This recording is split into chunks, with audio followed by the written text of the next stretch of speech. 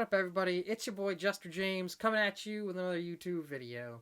Today I wanted to talk about some good habits and tips for staying engaged on work calls, and even really these kind of apply to remote work in general, especially because new businesses, a lot of the big companies they've either switched to a hybrid working remote model, or they've switched to full-time just remote in general working. So what are some good tips that I've picked up and habits that I've really picked up, especially for me who recently graduated during the coronavirus pandemic? And I should really stop doing it with the voice. But graduating during COVID-19 and getting a full-time job and starting working remotely and working remotely ever since. So let's start off with tip number one from your old Jester here. I say be visible, because being a new employee in a new organization can be nerve-wracking, especially to a recent graduate like myself. I say recent, it's been a few months. Even better, though, being on a remote call with a bunch of other people you barely know and can't even meet until who knows. So firstly, something you should keep in mind is your visibility. Please put your webcam on. So putting a face to someone is important. Not only that, it helps for you to be seen. When joining an organization, you want to make sure people know you, not profile image you, the real you. It's much easier to talk to people in person. Heck, I'm having a hard time talking to a camera, imagining the people behind it. When you're in the office, right, folks see you every day. Being seen in the office is relatively easy versus remote workers that you're only really seen in your Slacks or your WebEx, your Zooms, Google Hangouts, whatever you're used, because your office space that you're walking around in is, well, it's my bedroom, it's home, as opposed to the office where the people you work with are. So please turn on your camera. It's a quick one. It's really easy. With things like WebEx, right, even with your camera on, your face is shrunk down to 2 times the size. So even with that, it's actually not too easy to be seen, because you add 20 other people at that conference, your face, your webcam's on, but it's still like 12 times its size. And even on those instances, when there's 50 people in a call, okay, fine, turn your WebEx off. Or turn your webcam on. If you turn your WebEx off, that'll crash it. All jokes aside, though, one of the biggest things you ought to be doing is asking questions and making comments. One of the easiest ways that I've found to be seen when you're working remotely, especially on meetings, is really asking questions. Make comments, because the other person on the end, right, they don't know how you're feeling. Even the person, like, one-to-one conversation, when you're in person with somebody, when you're doing one-on-one conversations and you're talking to people, as humans, we biologically can pick up behavioral, analytical, psychological things that we as humans do that allow us to see, oh, the person is reacting to what we're saying. And it's something you can't do so much when working remotely, especially when there's 20 other people. When you're giving a presentation or a meeting and you can't see everybody, or you're in a meeting with 20 other people, you can't really focus on all of them to pick that up. Make sure that you're making comments and questions when you can. Why? Because it shows to the speaker that you're engaging and that you're actually listening. Now, come to think of it, that tip isn't even just a remote tip. That's just a tip for being a human. To talk to people when you're remote or in person, ask questions, make comments. Ask questions. How do you ask questions? Relatively easy answer. You Google it. Say you have a meeting with your boss. Great questions to ask your new boss.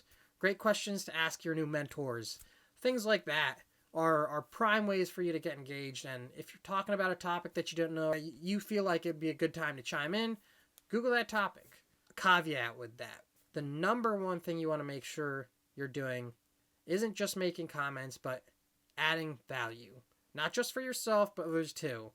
Be visible, and when you're doing that, make sure you're adding value. You don't want your comments to be deliberately made to the point in which people are like, you're only saying something for the sake of saying something. When I say ask questions, make comments, I mean add value to the conversation. As the creative, innovative humans we are today, our function is to move the conversation forward. So add value to it. Don't just say something to say something. One of the things that I've kind of picked up is that you can tell when somebody's saying something just to say something. You can pick it up a lot easier when you're working remotely. Why? Because the webcam's on you. You can easily focus in on people. Basically, add value.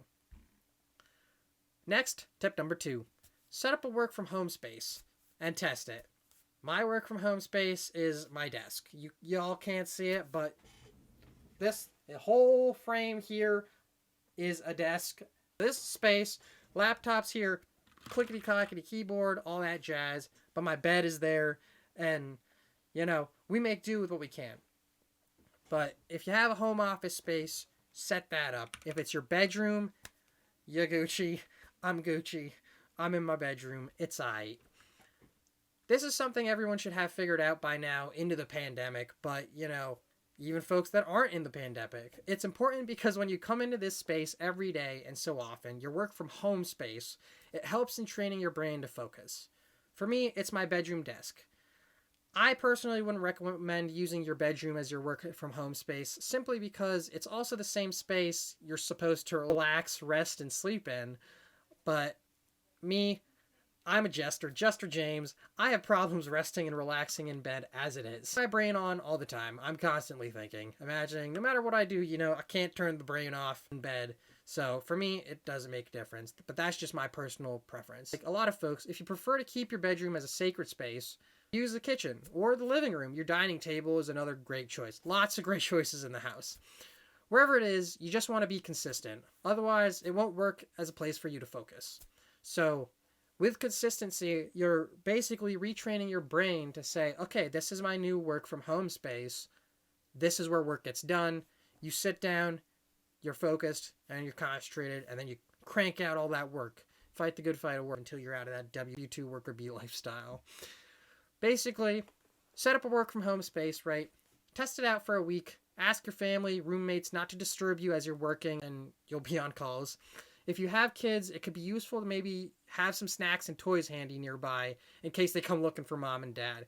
This is actually a great thing because you can distract them a little bit and focus on work until you can give them that full attention. Next, this one's obvious. Test your equipment. Don't be one of those people who have their mic on a super sensitive setting. This headset has a mic, for example, and you don't want to have your mic plugged in and be talking to the mic like this. 1, too close. This is reasonable, but sometimes that mic sensitivity is still very loud. I actually, to talk, I don't even have the mic in front of my mouth because this mic is that sensitive. And you fine-tune the settings in whatever platform that you're using. Basically, test your equipment, set it up, especially when you're a remote worker. Your mic, make sure you test that sensitivity and all that beforehand. Basically, check the mic sensitivity. Next step with that as well, you want to make sure that whatever your environment is, right? If you have a whiteboard or you have a blackboard, whatever in the background, try not to put any sensitive information there or anything important in your background. Whatever your environment is, right? You want to make sure that there's no sensitive information here, and that's not just from me, right? Like trying to do the whole YouTube thing, but even on your meetings, right? You have options to change your backgrounds these days, and you could change it to anything. You could change it to a meme. It can be funny, but for work purposes, make sure it's professional and all that stuff. And you don't want to be on a client call or a work call and it's a meme background. Like companies have created remote worker like meeting backgrounds and things like that with their brand logos and everything on it. So go and leverage those or find a good professional background to use. If you're sitting in your bedroom and you don't feel comfortable showing it, or if you have stuff in the background and you don't want to show it. But if you're gonna use your real background, make sure that you don't have any passwords in the setting, or you have a whiteboard and you've written on that whiteboard. Make sure that whiteboard doesn't have anything important on it. One, that's called operational security, OPSEC, in the cybersecurity field and security in general, operational security, where you don't want anybody knowing any information that they shouldn't know. When you're recording in video, right, for us cybersecurity nerds that are extremely paranoid to another degree, every single form of video, you can treat it as if it's never going to go away. So if you have your Wi-Fi password on your whiteboard, or if I have a sticky note slapped up right here, and that's obviously you can't read it, but say you can read it, that's not good. I don't recommend it. You can have your whiteboard up. You don't want to clear it, but just be in mind of your background, your environment, things like your whiteboard or whatever. For me, I'm in my bedroom. This is how I paid mine to this scene. My bed, semi-clean. It's not perfect, but I got my Dipper Fluff here with his headphones on as well. He's chillaxing. Basically, pay attention to your environment on top of testing your equipment. Next, real big, real easy, talk to your coworkers. Cannot express this enough. I started in a new company with new friends and new managers, etc. I didn't know anyone. They didn't know me. In addition to making myself as visible as I can, I had my camera on, and you want to get to know your peers. If the company is doing right, they'll have some team activities for you to do, especially in onboarding. Even if it's learning about a new resource or making a PowerPoint presentation, being able to talk to a new coworker, especially one-on-one about things and work together is very invaluable, especially when you're a remote worker and your only opportunity to work with folks is one-on-one. There's some remote work that there's positions that you don't even have to work with remote workers. Like, you don't even have to have meetings. You could just leave them in the Slack chat or whatever chat messaging or whatever the communication you have in your organization that you're working for. Basically, just talk to your coworkers, because sometimes they're humans. They need to talk to people too. And for the folks that don't want to talk to people, okay, I think you'll know the people that you don't want to talk to. So I don't need to go too much in there, but basically, if you want to talk to people, don't feel afraid to reach out to people. They're human too. And get to know your coworkers by having one-on-ones to the best of your ability, and obviously be comfortable. But being a remote worker, you do have to step outside of your comfort zone a little bit and reach out to people, which is easier said than done, especially in the real world where you just meet people or you just come up to them. Next remote tip, go outside and get some exercise. As a remote worker, you sit in the same spot for so long, bad things could happen to your body. You can become unhealthy, you can gain more weight, and there's a bunch of other things that you can do. But basically, what I do before work every morning, I go for a short but effective run. It's only a mile. I'm working on increasing the distance, but the max it takes for me is 10 minutes to put my shoes on and then go at it. I've been trying to go to the gym instead. You go to the gym in the mornings before work, and then during work, you do your work. Try to get up like at least every hour. Move your eyes as well. When you're working, your eyes start to get very dry because you're looking at a computer screen for so long. And then if you don't move your eyes or you look at it so long that you forget to blink. Sometimes I've forgotten to blink to the point in which my eyes, like I had to consciously blink, and it would hurt.